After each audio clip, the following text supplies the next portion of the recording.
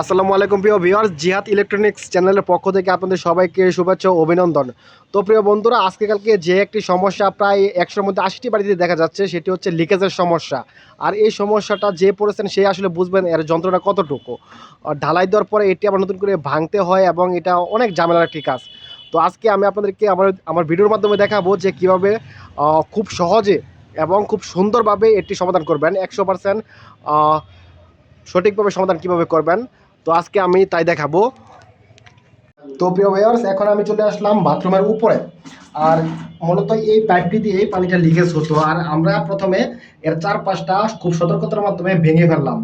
এবং আমরা লক্ষ্য রাখবো ভাঙার সময় যাতে ওই এই পাইপের ভিতরে যাতে কোনো রকমের ময়লা না পড়ে এবং পাইপটা যাতে কোনোভাবে ফেটে না যায়, সেই দিকটা আমরা প্রথমে খেয়াল রাখবো। এখন আমরা নিচ দিয়ে একটা সাপোর্ট দিয়ে রাখলাম।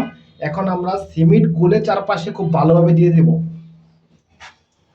তো প্রিয় বন্ধুরা, আমি আসলে যেমনটা বলতেছিলাম যে এর চারপাশটা আমি ভালোভাবে প্রথমে কি করছিলাম, ভেঙে ফেলেছিলাম। তো সিমেন্ট খুবই পাতলাও নয় এবং খুবই গাঢ়ও নয়, মোটামুটি লেভেলের করে সিমেন্ট দিয়ে ঘেরাটিন তৈরি করে পাইপটার চারপাশ দিয়ে ভালোভাবে আমি দিয়ে দিলাম। তো এখন পাইপটার চারপাশে যদি যে ফাঁকা স্থানগুলো ছিল সেখানে ঘেরাটিন গিয়ে পরিপূর্ণ হয়ে গেছে। এখন যখন এটা শুকিয়ে যাবে তখন পানি ঢালার পরে পাইপের চারপাশ দিয়ে পানি লিকেজ হওয়ার কোনো সম্ভাবনাই আর থাকছে না। পানিটা সম্পূর্ণ পাইপের ভিতর দিয়েই প্রবেশ করতে হবে। তো এখন আপনারা যারা আসলে এই ধরনের সমস্যার সম্মুখীন হন, তারা আসলে সবাই টেনশনে পড়ে যান যে হাই হাই কী হবে এখন, আমার কি বিল্ডিং ভাঙতে হবে, ছাদ ভাঙতে হবে, টাইলস করা এগুলো কি সম্পূর্ণ ভাঙতে হবে? না, আপনাদের টেনশন করার কিছুই নেই, যেমনটা আপনি দেখছেন। তো এখানে মোটামুটি কিছু অংশ টাইলস ভাঙা হয়েছে, তো এটা তেমন কোনো সমস্যা নেই, কারণ এখানে আপনার জালিটা কোথায়?